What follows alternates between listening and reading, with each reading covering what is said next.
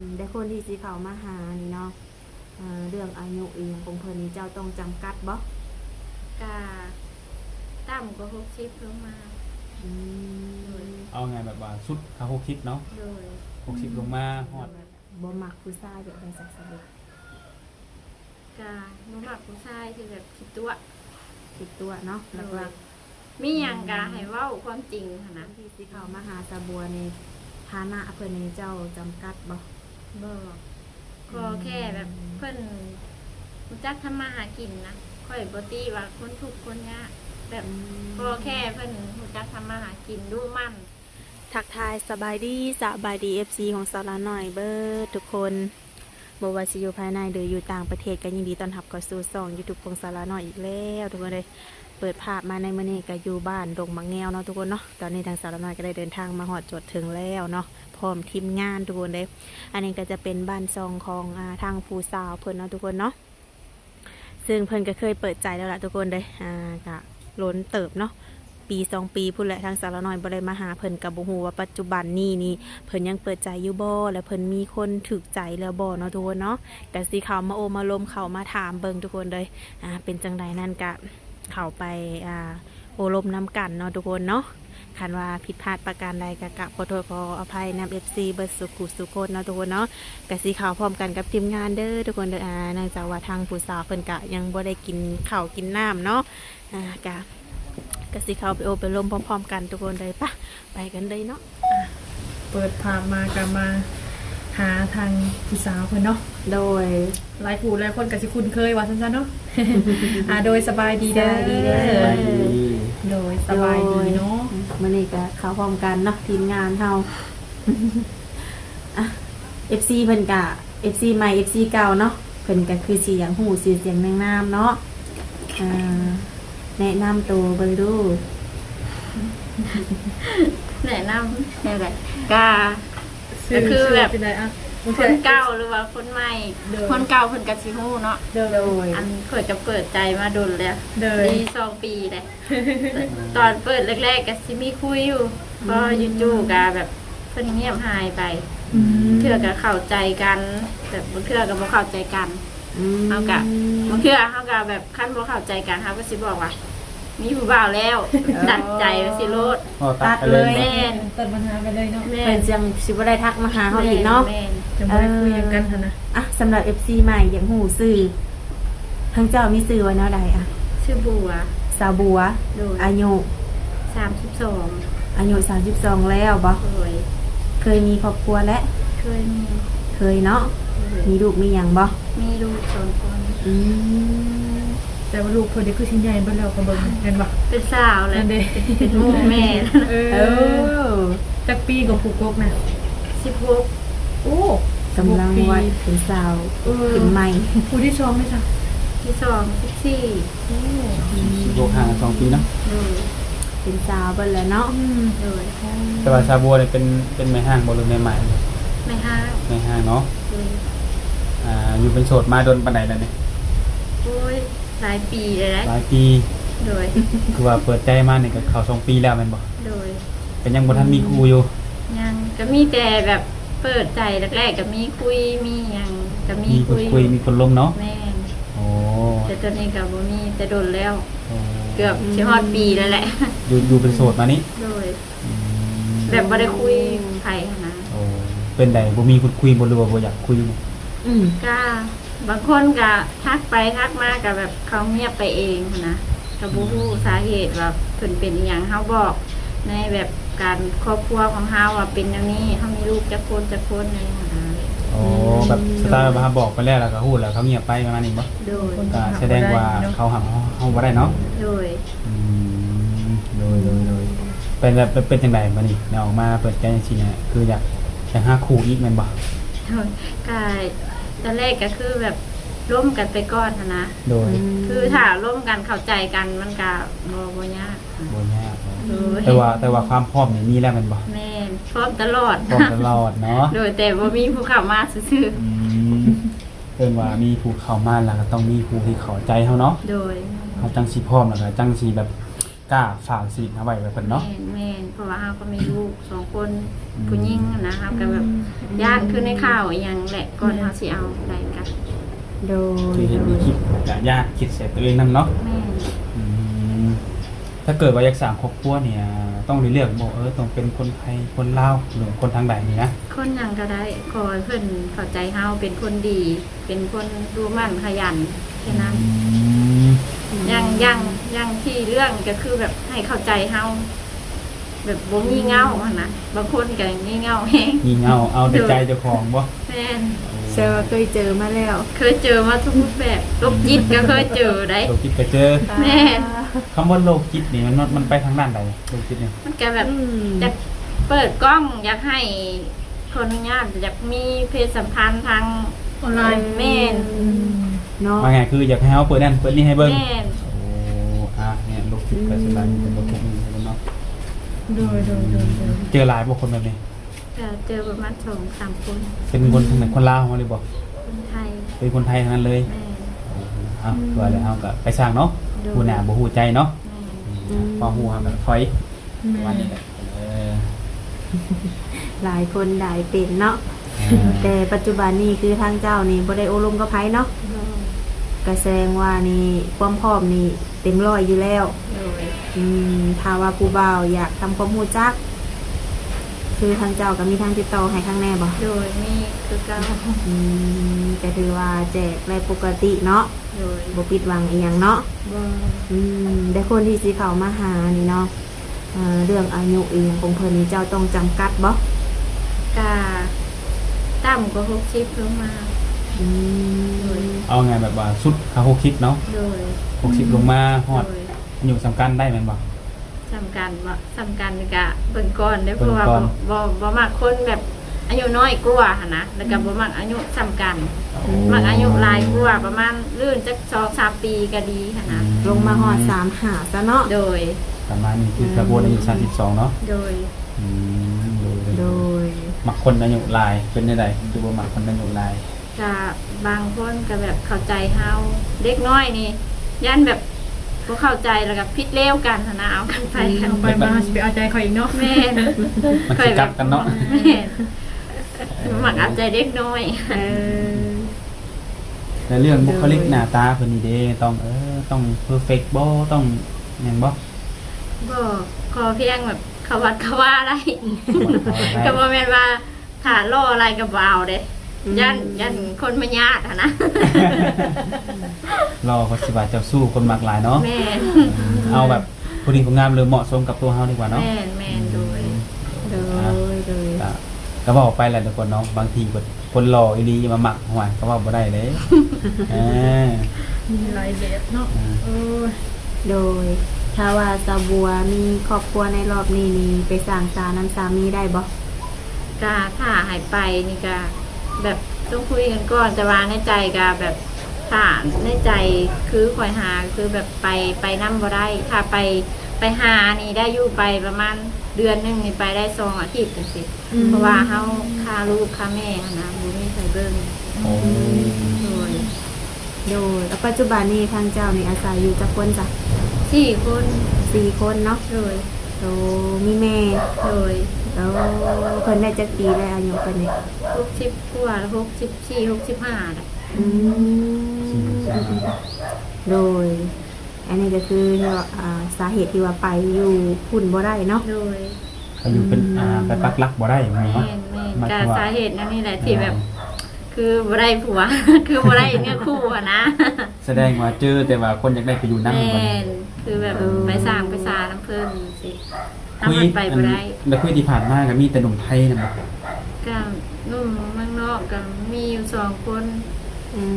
ม แล้วก็คุยกันไปคุยกันมากะจักเมื่อใด เพิ่นยังเงียบไปค่ะนะ อ๋อเพิ่นเป็นคนเงียบก่อน โดย โดยที่ว่าเพิ่นบ่ได้บอกอีหยังเฮาบ่ บ่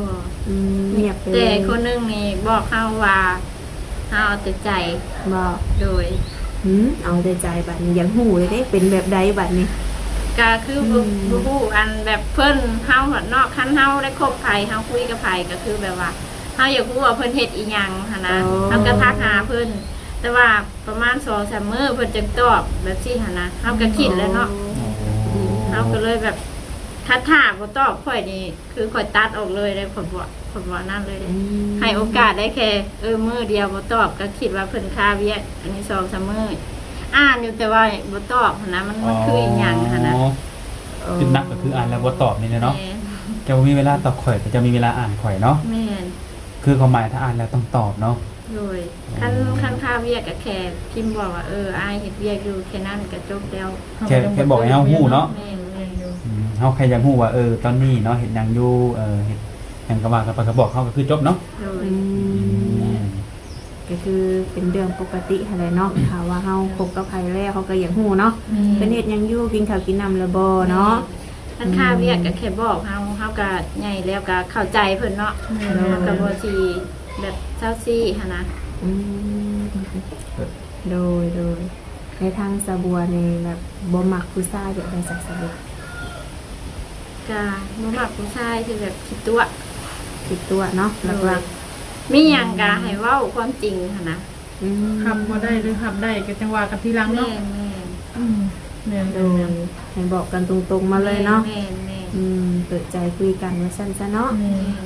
อืมโดยคือแบบว่าเรื่องหน้าตาคุณห้อยอิหยังเพิ่นก็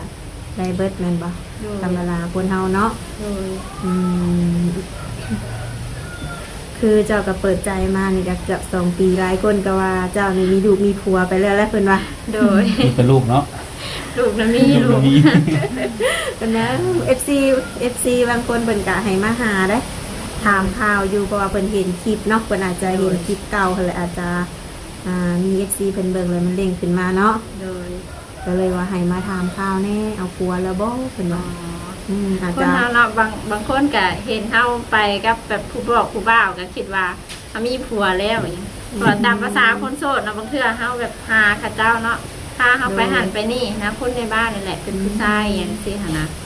เขาก็เข้าใจผิดก็แล้วแต่เขาแบบว่า มัน ความ ผิ แม่ ด น ของ กว่า เจ้าเนาะ เนาะต้องถามก่อนเนาะ บางคนเนี่ยนะแบบคนเฮาบ่จักเฮาเนาะแบบเฮาไป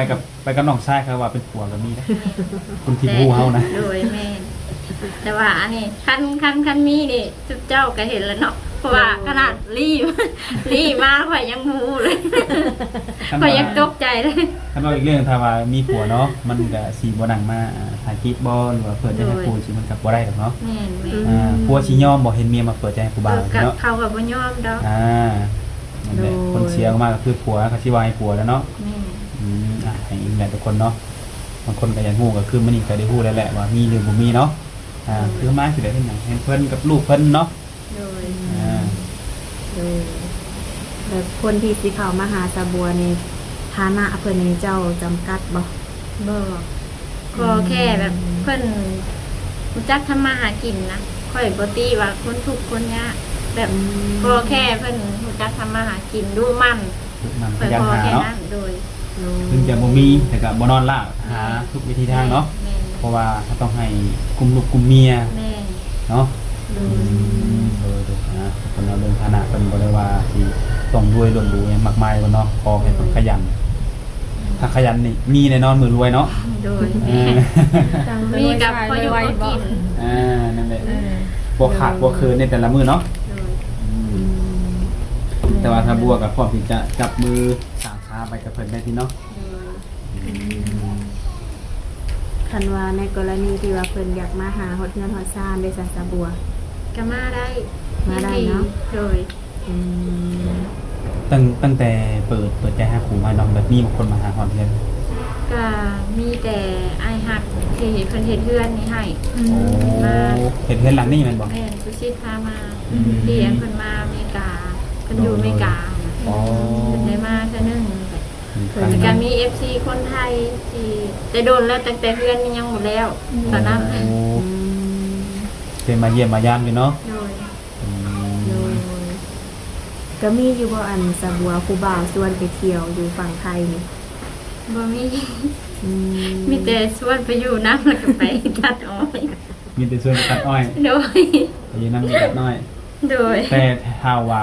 คุยกันแล้วมักกันได้ดีเนี่ยแต่คนชวนไปแบบนั้นก็สิไปอยู่บ่ ก็คือสิบ่ไปดอก เพราะว่าอยู่บ้านเฮากาบ่ได้ไปนะอันค่อยผัดแบบถนัดค้าขายมากกว่าจะบ่ถนัดไปตัดอ้อยเกี่ยวข้าวนี่บ่ถนัดเลยบ่เอาเลยแต่ค้าขายนี่ได้ น้องถนัดในรูปแบบนี้เนาะ แม่ ดูคือสะบัวก็เป็นคนตัวน้อยๆเนาะไปแบกอ้อยก็สิบ่ เนาะไปแบกหน่อยบ่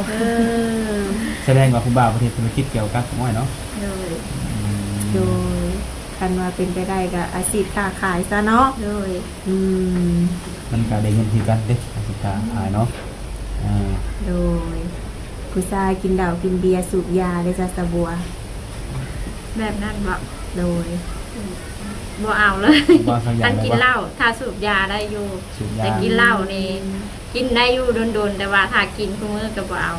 สูบยากัน โด เนาะ ยโด เอา ย ง่ายๆคือกินได้อยู่แต่ว่ากินให้เป็นเนาะ แม่ กินให้เบิ่งคนทางหลังน้ำเนาะผมเป็นสิกินไปหนานักหนาไปเลย เลย เอาคนกับบริหารคนเนาะกินได้อยู่ทุกอย่างเนี่ยก็ได้อยู่เนาะ เลย อืม อายุ60ลงมาเนาะคือทางสะบัวนี่มั่นใจเพราะว่าสิเอาเพิ่นได้60ลงมาดิ เอาได้ เอาได้บ่ ถ้าเพิ่นแบบยังแข็งแรงแบบว่ายังเฮ็ดเวียกเฮ็ดงานได้หั้นนะ อืม โดย ก็คือว่าบ่มีปัญหาหยังเนาะ โดย โอ้โดยตัวและอายุเป็นแค่เพียงตัวเลขเนาะ โดย บางคน60เพิ่นก็ยังหนุ่มได้เนาะอืม บ่คัดอีหยังขอแค่แบบเพิ่นหับในครอบครัวเฮาแบบว่าเฮามีลูกมีเต้าอหย่างเสียนะ โดยเฮามีภาระเบิ่งแม่กับลูกแค่นั้น อืม โดยเฮา พอนะครับในส่วนนี้ได้เนาะ นี่ โดยคือลูกก็ใหญ่เป็นสาวเลยเนาะสะบัวเนาะถ้าว่าเพิ่นเข้ามาก็คือแบบมีแต่ว่าดูแลจุนเจืออันครอบครัวได้ดูแลกินเนาะ โดย คือแบบบ่ต้องไปมานั่งเลี้ยงขนาดเนาะ แม่ เพราะว่าเป็นใหญ่เพิ่นแหละ ไปโรงเรียน ใส่เวียกได้เลยเนาะ โดย เพิ่นเรียนอยู่บ่ปัจจุบันนี้ เรียน โอ้ เรียนทั้งสอง เรียนทั้งสอง เพิ่นเรียนฮอดมใดแท้ ผู้ใหญ่นะมสองผู้น้อยนะมหนึ่ง โอ้ยใกล้เคียงกันเลยเนาะเออ อายุเพิ่นก็ไล่เลียกันด้วยซะอายุ โด เพิ่น ย ก็ ว่าแต่ทั้งลูกในพ่อมีว่าสาทำแม่แบบอยากหาพ่อใหม่เพิ่นนะ ลูกค่ะบ่ติหยังขอให้แบบแม่มีความสุขค่ะนะ โอ้ แล้วแต่แม่ตามแต่แม่ ขอนั่นเนาะ เนี่ย ถ้าลูกโอ้ยเฮาบ่พร้อมเฮายังคิดฮอดพ่อเก่าจังซี่บ่เนาะ ก็ เพิ่นบ่ได้ห้าม พ่อ เนาะ เก่าก็เคยมาประมาณเดือนที่แล้วฮอดปุ๊บซ้ำแบบลู ลู ก ก ย่าน บ่ ค่ะนะ ลูกบ่เคยเห็นบ่ บ่เคยเห็นตั้งแต่เกิดมาล่ะแบบเห็นตั้งแต่ยังน้อยๆค่ะนะ โอ้ พอใหญ่เลยมาหาเขาเลยแบบตะกี้หาแบบว่าเป็นคนดี ตอนนี้เป็นคนแบบเสเพนะเขาเลยแบบย่านแบบนี้ค่ะนะ ตกใจเนาะ แม่ โดยโอ้เนาะถึงพ่อเพิ่นจังว่าตามเป็นแม่เพิ่นจังบ่มีความสัมพันธ์กับพ่อเพิ่นนั่นเนาะ โดย โดย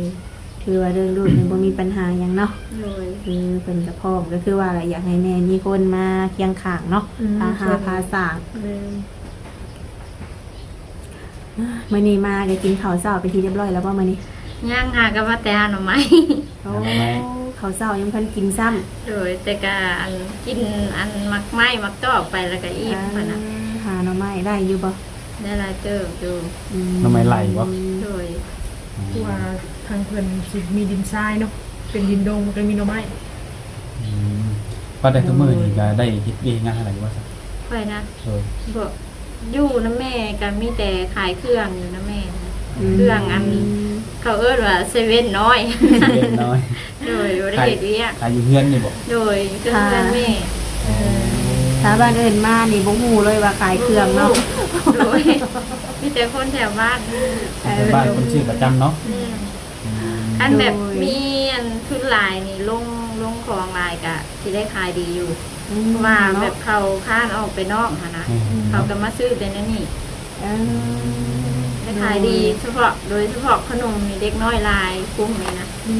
คำว่าทุนหลายปานใดทุนเนี่ย ก็ประมาณ5,000-6,000ก็ได้ แต่อันนี้เพิ่นลงเท่าละ1,000 แต่ละพันหนึงเนาะ แม่เถื่อ5-6 แสน4-5 แสน ตามงบเฮาเนาะ แม่ แต่ว่าถ้าเฮามีทุนเฮาซื้อมาลงหม่องเดียวเนาะ แม่ ลูกค้าก็สิมาหม่องนี้ก็คือจบบ่ง่ายกันเนาะ อันนี้มีเบิดมัน พริกแป้งนัวอีหยังมีเพิ่น โอ้เครื่องปรุงแกงยังก็มีทุกคนเนาะ โดย โอ้เลย โดย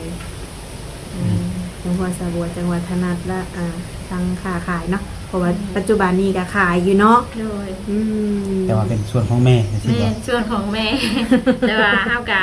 กินน้ำเพิ่นนั่นแหละเพราะว่าเพื่อนเดียวกันนะแต่คือเฮาอยู่เพื่อนหลังนี้เพิ่นก็บ่ได้ลงมาอยู่นำเฮานะเฮาก็อยู่เพื่อน เอาเพิ่นอยู่พุ่นบ่ แม่ให้เพิ่นลงเพิ่นก็บ่ลง เออ เฒ่านะเพิ่นเคย ภาษาผู้เฒ่าเนาะ แบบเพิ่นตื่นมาหนึ่งเขาแต่เช้าพี่ไปกินอาหารเลย อันนี้ผัดยังบ่มีเฮือนครัวนะเพิ่นว่าลงมาก็ย่านลำบากก็เลยสิขึ้นไปเฮ็ดกินอีก เที่ยวขึ้นเที่ยวลงมันยากเนาะง่าย ก็เลยเฮ็ดอยู่พุ่นนอนอยู่พุ่นลานกระติดไม่เท่านอนแล้วไม่เท่าบ่สองข่อยน่ะนอนผู้เดียวอยู่นี่นะ ก็ดีคือกันเนาะเนาะเป็นเฒ่ากันเนาะถึงมีกันเนาะถึงกันเกิดมาคือทำเลการขายเขียวนี่เขาบอกว่าหน้าบ้านของทบูนี่ก็โอเคอยู่ได้ถ้าว่าการขายเขียวเนาะเพราะว่าข้างหน้ามันก็กว้างอยู่ แม่เนาะ คิดสิเฮ็ดอยู่บ่ซั่น ก็คิดสิเฮ็ดแต่ว่าบ่มีทุนนะอ้ายฮักก็ว่าสิเฮ็ดให้ตั้งแต่โดนแล้วแต่ว่าบ่ได้ติดต่อเพิ่นสิฮอดปีแล้วเพิ่นว่าสิเฮ็ดให้ตั้งแต่เฮิงแล้วตั้งแต่เฮือนแล้วก็บ่ได้คุยกันแล้ว ก็เลยอยู่ไปมื้อใดมีคิดว่าผู้แลลูกใหญ่ส่งลูกไปเฮ็ดเวียกก็จังสิเอาทุนโดยพ่อแม่ไปบ่ได้แล้วนะอยู่นำแม่เพิ่นก็เฒ่าไม่เฒ่าก็เจ็บก็นอนแน่ๆอยู่เพิ่นบ่อยู่ดี เจ็บเนี่ยยามหนาวนี่เนาะบ่มีพยาธิบ่ เฒ่าให้แม่มีขยะโรคเฒ่าเพิ่น โดยเพิ่นก็อายุหลายเลยเนาะ โดย 10กว่าแล้วก็ถือว่ามื้อนี้มาก็ครบรอบ2 ปีแล้วจังเนาะเอามาหาเนี่ยเนาะล้นเติบแล้ว 2 ปี เนาะ โดย หวังว่ามารอบหน้าเนี่ยสิมีผู้นั่งข้างๆเนาะมาเป็นอะไรนั่งแต่คนเดียวโดย เอาเนาะสำหรับ FC ผู้ใดที่ว่าของเข้าใจอยากฮู้ว่าซาบัวเพิ่นมีผัวหรือยังก็คือคลิปนี้ก็เป็นคำตอบให้แล้วเนาะคือยังบ่ทันมียังโสดยังบ่ทันมีไผบ่ได้ล้มไผเนาะปัจจุบันนี้ก็ได้ถ้าหากว่าผู้ใดสนอกสนใจอยากทำความรู้จักกันล่ะโอ้ล้มก็ทักทายเข้ามาได้เนาะมีหยังแน่ทางติดต่อให้หนุ่มๆเพิ่นนี่ ถ้ามีไลน์กับเฟซ โอ้สองอย่างเนาะทุกคนเนาะทักทายมาได้ว่าจะเป็นทางเป็นหรือว่าทางไลน์เนาะโอ้ลมกันก่อนสิได้ฮู้ว่าต่างคนต่างเป็นจังไดเนาะ โดย คือซาบัวเพิ่นมีความพร้อมแต่เพิ่นก็ยังขาดแต่ว่าคนที่ขับเพิ่นได้แล้วก็เข้าใจในตัวเพิ่นเนาะแต่ไรก็ขอให้สมัครสมหวังให้พบเนื้อคู่ซะปีนี้เนาะเนาะก็เป็นกำลังใจให้เนาะก็คือสิบ่มีหยังหลายเนาะแล้วเฮาก็สิได้พอจบคลิปกลับก่อนในมื้อนี้เนาะสบายดี โดยสบายดี